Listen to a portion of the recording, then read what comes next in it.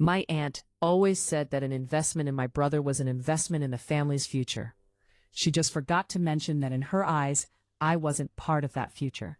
She paid for his Ivy League dreams while I scrubbed floors just to buy used textbooks. But the look on her face when the dean stepped onto that stage and called a name she never expected to hear, that was worth every silent tear.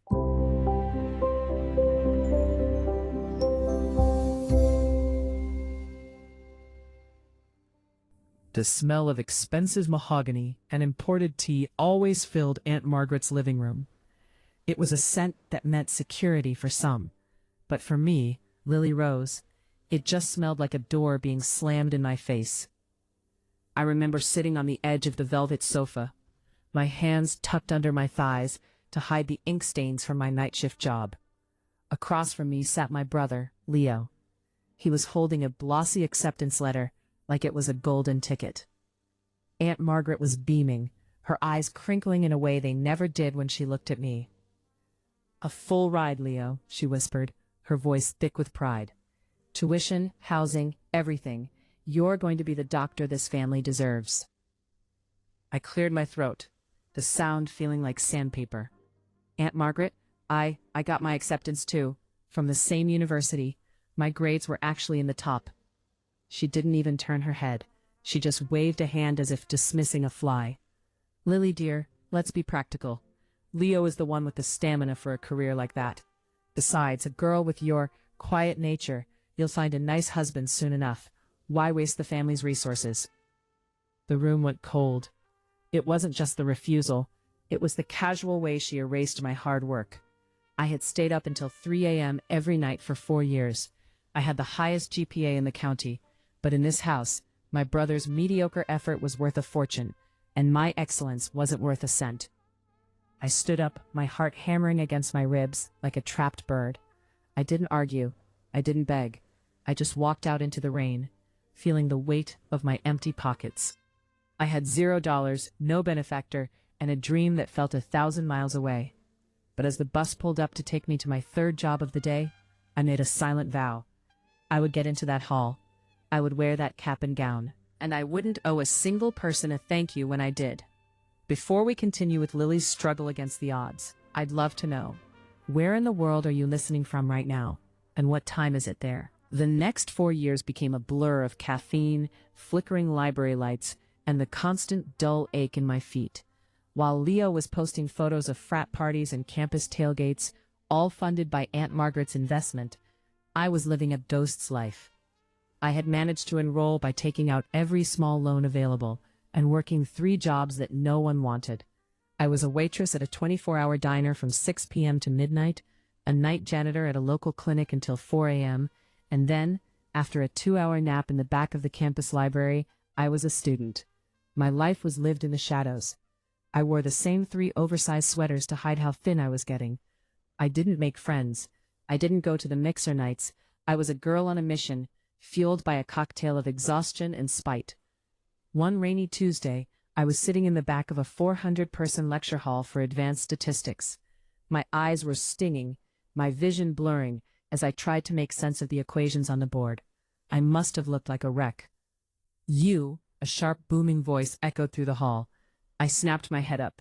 It was Dean Vance. He was known as the Wall because no student ever got past his high standards. He was standing at the podium, staring directly at me. "The girl in the gray hoodie, come here." The room went silent. I could hear the whispers starting. "Is she in trouble? Is she even in this class?" I walked down the stairs, my heart thumping. My shoes, worn thin at the soles, made a soft clicking sound on the linoleum.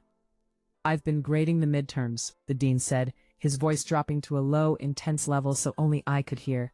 "I looked up your records, Lily Rose. You're working 40 hours a week and carrying a double major load. And yet," he tapped a paper on his desk, "you're the only person in this building who solved the final proof." Not even my TAs got it right. I didn't know what to say. I just stared at the floor. "Who is paying your tuition?" he asked. "I am, sir," I whispered. He looked at me for a long beat, his eyes scanning my tired face. "Keep going. Don't let the fatigue win. There are things happening behind the scenes that you aren't aware of yet." I went back to my seat, trembling. For the first time in years, someone hadn't seen a quiet girl or a waste of resources. Someone had seen me. Meanwhile, the family dinners back home were becoming unbearable. Aunt Margaret would rave about Leo's struggles with his basic biology courses, blaming the professors for his failing grades. "It's just so hard for him," she'd sigh, sipping her wine. "But he's a rose, he'll pull through. Lily, pass the salt. And try to look a bit more presentable. You're starting to look like a beggar." I passed the salt and kept my mouth shut. I let her think I was failing. I let her think I was nothing, because I knew something she didn't. Graduation was 6 months away, and the invitations were already being printed. The pressure started to crack the family's perfect facade about 3 months before graduation. Aunt Margaret was already planning a massive garden party for Leo. She had ordered custom banners, a catering team, and even a Dr. Leo rose cake, despite the fact that he was only finishing his undergraduate degree. I, on the other hand, was struggling to pay for my final credits. My car, a beat-up sedan that sounded like a blender full of rocks, finally gave up the ghost. I had to walk 3 miles to the diner every night in the biting wind. My grades didn't slip, but my health did. I was pale, coughing, and surviving on black coffee and the leftover crusts from customers' plates. One Sunday, Aunt Margaret called a mandatory family brunch. Leo was there, looking uncharacteristically nervous. He kept checking his phone, his face pale. "Oh, Leo, you look so studious," Aunt Margaret chirped, oblivious to his shaking hands. "The dean must be so impressed with you. I bet you'll be the valedictorian." Leo let out a weird, strangled laugh. "Yeah, Auntie, something like that." I sat in the corner, nursing a glass of water. I felt invisible, which was exactly how I wanted it. But then, the mail arrived. Aunt Margaret plucked a thick, cream-colored envelope from the pile. Her eyes lit up. "It's from the university, the official graduation honors list. Oh, let's see where our doctor-to-be is ranked." She tore it open with a silver letter opener, her smile wide. But as she read the letter, the smile didn't just fade, it curdled. Her face went from pink to a ghostly, sickly white. This must be a mistake," she hissed. She looked at Leo. "Leo, why does this letter say you are on academic probation? Why does it say you failed 3 of your core modules?" Leo looked like he wanted the floor to swallow him whole. "Auntie, the classes were too hard. The professors were biased." "Biased?" she screamed. "I paid $60,000 this year." And then, she looked back at the paper, her eyes squinting as they traveled down to the high honors section. Her voice stopped. She looked at me, then back at the paper, then back at me. "Lily Rose," she whispered, her voice trembling with a mix of confusion and pure rage. "Why is your name at the top of the university's outstanding scholar list? Why does the dean want you to give the keynote speech?" I stood up slowly. For the first time in my life, I didn't feel like hiding my ink-stained hands. I didn't feel like tucking my hair behind my ears to look presentable. Because while you were buying Leo's social life, I was earning my future. I said, my voice steady and cold. "I'm not a waste of resources, Aunt Margaret. I'm the only one in this room who actually did the work." I walked out of the house before she could find her voice. I didn't need her tea, her mahogany furniture, or her approval. I had 6 weeks left, a speech to write, and a secret that was about to go viral on graduation day.